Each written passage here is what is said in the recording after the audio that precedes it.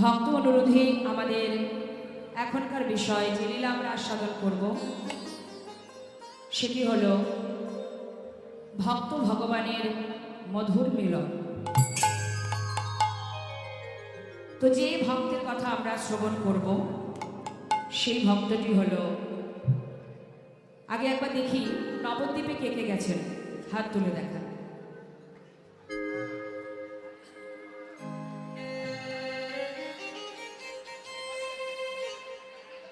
একটা হাত নয়, যখনই তুলবেন দু হাত তুলবেন, কেমন? হরিবল হরিবল। পরপর কয়েক বছর এখানে কীর্তন হচ্ছে, আমি শুনেছি, এসেই ভালো লাগছে। এটাই যে এমন একটি জায়গায় এত সাধুগুরু বৈষ্ণব ভক্তের আগমন, এত সুন্দর একটা হরিবাসর। এই হরিবাসরটা এইভাবে বছরের পর বছর আপনাদের সকলের ভালোবাসার মাধ্যম দিয়ে যেভাবে অনুষ্ঠিত হচ্ছে, চলছে, চলতে থাক, যেন এইভাবে জীবনে শেষ দিন পর্যন্ত আপনারা ভগবান সেবায় নিজেদেরকে ডুবিয়ে রাখতে পারেন। তো আপনাদের সকলে ভালোবাসার টানে আজ আমি এখানে আসতে পেরে আমি সত্যি খুশি, ভালো লাগলো। এটাই এমন একটা সুন্দর জায়গায় এসে সময় নষ্ট না করে আমরা কিছু সময়ের জন্য চলে যাব নবদ্বীপ ধামে। আজকের আস্বাদনের বিষয় গৌরাঙ্গ লীলা, অর্থাৎ গৌরহরির সঙ্গে তার এক ভক্তের মধুর মিলন। অগ্রদ্বীপের গোপীনাথ। লীলা পরিবেশনে ভুল ত্রুটি হলে সন্তান জ্ঞানে সকলে আমাকে ক্ষমা করো। নমঃ কলিযুগ সর্বযুগ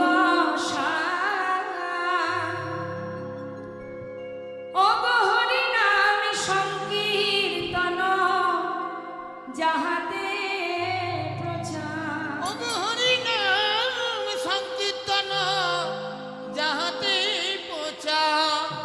প্রণমঃ কলিযুগ সর্বযুগ সার।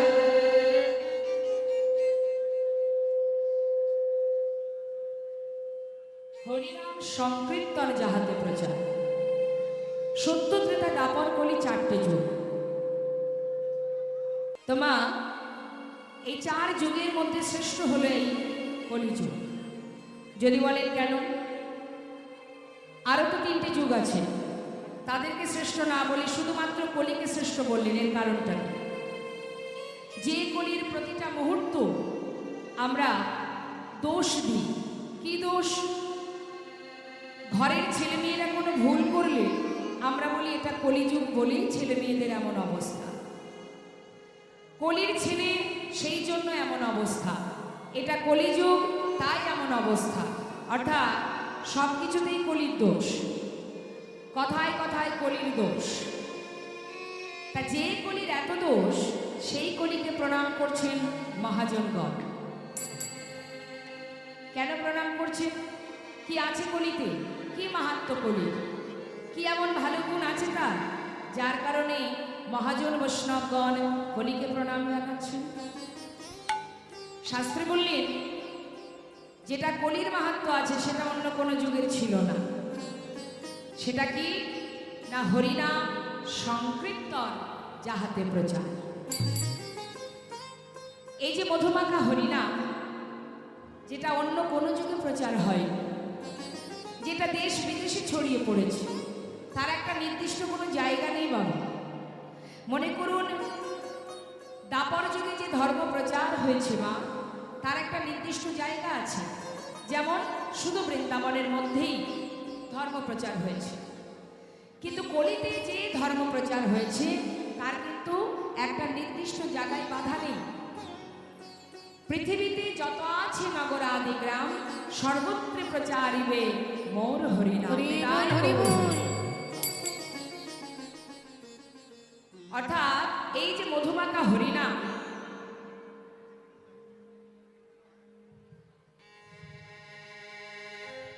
এই মধুমাখা হরিনাম পৃথিবীর সর্বত্রে ছড়িয়েছে, যার কারণে সমস্ত বিদেশি ভক্ত যারা যারা নিজেদের পরিবারকে নিয়ে আমাদের এই ভারতবর্ষের মাটিতে পদার্পণ করে শ্রীরাম নবদ্বীপে গৌর হরির চরণ ধরে সমস্ত পরিবারকে নিয়ে তারা দিনের পর দিন কাটিয়ে যাচ্ছে। সেই কলি জীব আমরা, সেই কলিতে আমরা জন্ম নিয়েছি। তাই বৈষ্ণব মহাজন বলছেন, ধন্য কলি যুগধন্য অবতীর্ণ আমার শ্রী চৈতন্য। শ্রীকৃষ্ণ চৈতন্য মহাপ্রভু এমনই দয়াল ছিলেন, তিনি জীবের হাতে ধরে পায়ে ধরে হরিনাম প্রচার করতেন। ধরো নাও গ্রহণ করো বলে। তো একবার সবাই মিলে কি হরিনাম করা যায়? হ্যাঁ, ঠিক আছে। তবে প্রত্যেকে হাত তুলতে হবে, আমি গাইব, শুনবেন, তারপরে সেই সুরে আপনারা গাইবেন। দেখি, হাত তুলুন। বাহ, সুরে গাইবেন, চেষ্টা করবেন। শুনুন, আমার সে সুরে আপনারা গাইবেন, তালে তালে প্রত্যেকে হাত তুলবেন। হরে কৃষ্ণ, শেষ হোক, 16 নাম 32 অঙ্ক শেষ হবে, তারপর হরে কৃষ্ণ হরে কৃষ্ণ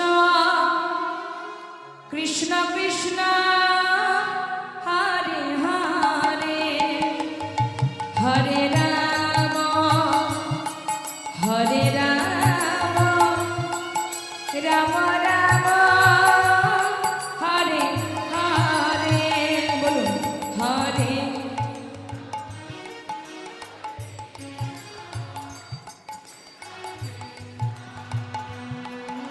আহা, হরি বল।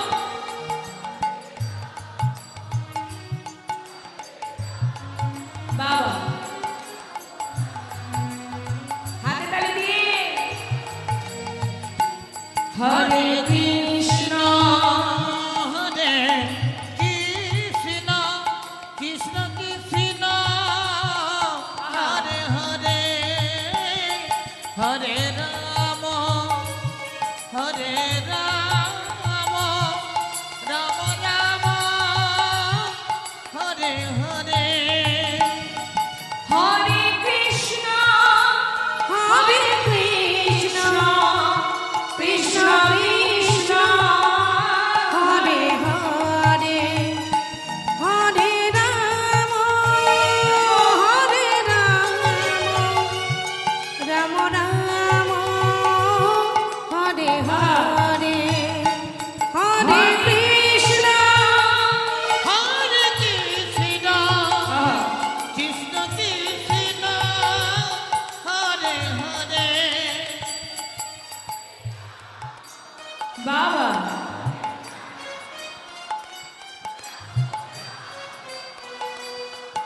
আহা, এ হরে কৃষ্ণ হরে কৃষ্ণ কৃষ্ণ কৃষ্ণ হরে হরে, এ হরে রাম হরে রাম, রাম রাম হরে হরে, হে হরে কৃষ্ণ হরে কৃষ্ণ কৃষ্ণ কৃষ্ণ হরে হরে, হরে রাম হরে রাম, হরে হরে। হরে কৃষ্ণ কৃষ্ণ কৃষ্ণ হরে হরে, হরে রাম হরে রাম, রাম রাম হরে হরে। হরে নাম নামৈব কেবলম কালো নাস্তেব নাস্তেব গতিরন্যথা। হরিনাম ছাড়া কলিজীবীর গতি নাই, গতি নাই, গতি নাই। তুমি যে পথেই যাও না কেন, যাকেই অবলম্বন করো না কেন, শেষের দিনের সম্বল তোমার মধুমাখা হরে নাম। নাম ছাড়া কলিজীবীর নাহি আর ধর্ম, সর্বধর্ম সার নাম, এই শাস্ত্র বলে। তাই সেই করুণাময় গৌর সুন্দর, যিনি হরিনাম দিলেন জীবের দ্বারে দ্বারে, আর বললেন, হে জীব, একবার হরিনামকে সার কর। যদি হরিনাম গাওয়া যায় বা শ্রবণ করা যায়, সব কিছুতেই মঙ্গল। যেভাবেই তুমি নাম শ্রবণ করো না কেন, যেভাবেই গ্রহণ করো না কেন, কাউকে যদি ব্যঙ্গ করতেও বদলে হরিনাম বলা যায়, যদি তিরস্কার করতে গিয়েও বদলে কৃষ্ণ নাম বলা হয়, কৃষ্ণা মহাজন বললেন তাতেও মঙ্গল। লক্ষ্য করে দেখবেন মা, কোনো ব্যক্তি, কোনো নাস্তিক ব্যক্তি সাধুকে দেখলে ব্যঙ্গ করে, ঠাট্টা করে, জয় নিতাই কি বলে তো। মহাজন বললেন যে ব্যক্তি, যে নাস্তিক ব্যক্তি জীবনে কখনো হরিনাম বলে না, সে যদি কোনো ব্যক্তিকে দেখে একবার মুখে জয় নিতাই বলে, এটাই তার মঙ্গল। সাধু কিন্তু প্রতিবাদ করে না, বলে না যে তুমি জয় নিতাই কেন বললে, বলে কি, সে কি বলে, আমার বল, আমাকে যতক্ষণ দেখবি, যতবার দেখবি ততবার বলবি, বলতে বলতে এমন একটা দিন আসবে যেদিন এই নাম তোর মুক্তির কারণ। নিতাই গৌর হরি বল হরি বল। তাই বৈষ্ণব মহাজন বললেন হেলায় বা শ্রদ্ধায় যে বানাম লয়, ক্রমে ক্রমে কৃষ্ণ ভক্তির হয় উপচার। যেভাবেই বলো হরিনাম করলে অজ্ঞানতার অন্ধকার দূরীভূত হয়। এই যে হরে কৃষ্ণ কৃষ্ণ কৃষ্ণ হরে হরে, হরে রাম রাম রাম হরে হরে, এই কথাটার অর্থ কি? আমরা যে সবাই আস্তে আস্তে আস্তে আস্তে এই যে সবাই আমরা হরিনাম করছি, তা হরিনাম যে করবো এর মাহাত্ম্য কি? হরি কথার অর্থ হচ্ছে মা রাধা রানী, আর কৃষ্ণ আমরা সবাই তাকে জানি অনন্ত কোটি বিশ্ব ব্রহ্মাণ্ডের মালিক, অনাদি আদি গোবিন্দ। তাহলে হরে কৃষ্ণ কৃষ্ণ কৃষ্ণ হরে হরে, হরে রাম রাম রামকে সেই গোবিন্দের আর এক নাম। হরে রাম রাম রাম হরে হরে, হে রাধে হে কৃষ্ণ তোমাদের যুগল সেবায় আমাকে নিয়োজিত করো। হৃদয় গৌর হরি। তা যদি কেউ হরিনাম গাইতে পারে, হরিনামকে সার করতে পারে, তার ভিতরের অজ্ঞানতার অন্ধকার দূরীভূত হয়। অজ্ঞানতার অন্ধকার মানে শুনুন তাহলে একটু ঘটনা বলি। শ্রীধাম নবদ্বীপের মাঝে গৌরহরি প্রতিনিয়ত শ্রীবাসের অঙ্গনে হরিনাম করেন। তো যখন ভক্তগণকে সাথে করে নিয়ে শ্রীবাসের ঘরে হরিনাম করে, শ্রীবাসের স্ত্রী মালিনী তিনি সুন্দর করে ভগবানের সেবার জন্য, ভক্ত সেবার জন্য রন্ধন করেন। তা প্রতিদিন তিনি যখন রন্ধন করেন, আজও করছেন, রন্ধন করতে করতে হঠাৎ তার একমাত্র সন্তান মারা গেল। সন্তান যখন মারা গেছে, মা মৃত সন্তানকে কোলে করে নিয়ে কাঁদছেন মালিনী। পাশের ঘরে কিন্তু মহাপ্রভু তিনি কিন্তু হরিনাম করছেন, শ্রীবাসের অঙ্গনে ঘর আলো করে মহাপ্রভু ভক্তগণকে নিয়ে হরিনাম করছেন। এদিকে সন্তান সঙ্গে মা কাঁদছেন। সেই কান্না শুনতে পেলেন শ্রীবাস পণ্ডিত। শুনতে পেয়ে ছুটতে ছুটতে তার পাশের ঘরে এসে জিজ্ঞাসা করছে, মালিনী তুমি কাঁদছো কেন? মালিনী বলছে, স্বামী আমাদের একমাত্র সন্তান মারা গেছে। বলো স্বামী, যে ঘরে আমার মহাপ্রভু হরিনাম করছেন সে ঘরে আমার সন্তান কেন এইভাবে চলে গেল? তুমি বলো কেন? প্রভু তো স্বয়ং আমারই ঘরে, তাহলে এইভাবে আমার সন্তান চলে গেল কেন? শান্ত হও মালিনী, কেঁদো না।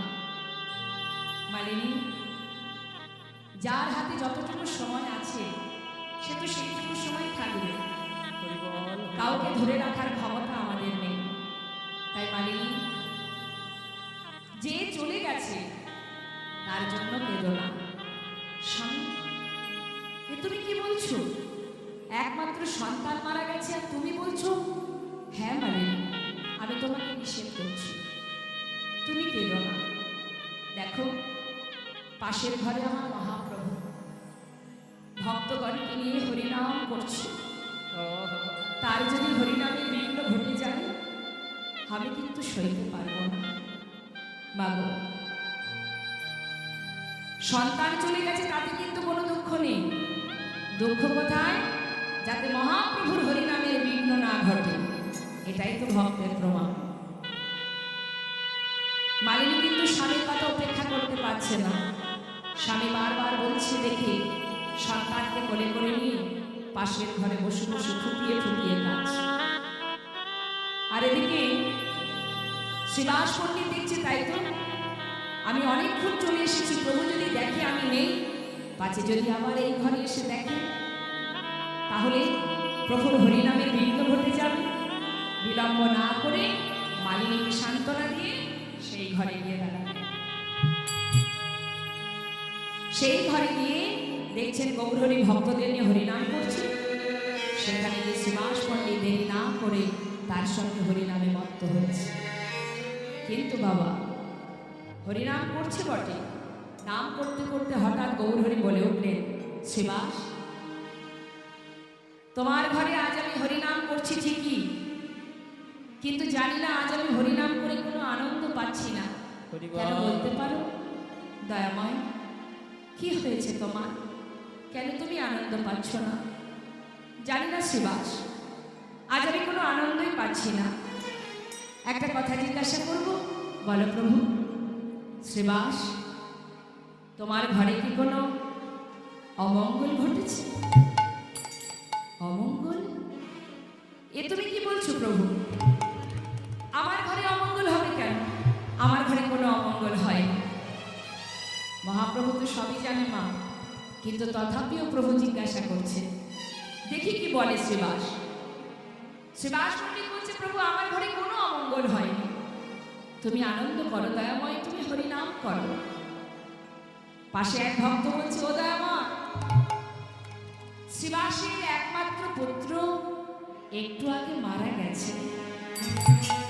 শ্রীবাস, তোমার সন্তান মারা গেছে? গৌরহরি, কে কার সন্তান? তুমিই আমার মাতা, তুমিই আমার পিতা, তুমিই আমার ভাই, তুমিই আমার বন্ধু। হে জগতে তুমি ছাড়া আর কি আছে বলো আমার? গৌরহরি, শুধু তোমার কাছে একটা নিবেদন, তোমার রাঙা চরণ তলে তুমি আমায় ঠাঁই দাও প্রভু, যেন চরণ ছাড়া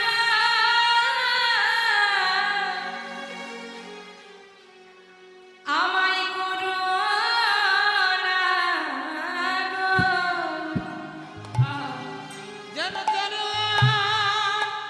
ছাড়া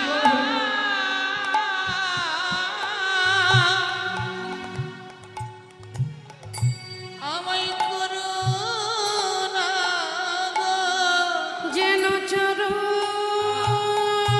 ছাড়া নিতাই গৌর হরি বল। আমায় করো না গো। তোমার চরণে আমায় গ্রহণ করো, যেন চরণ ছাড়া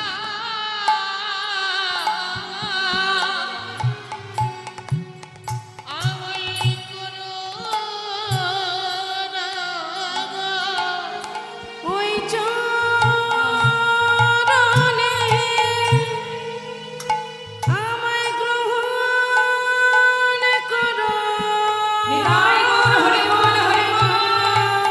বলিও হে আমার দয়া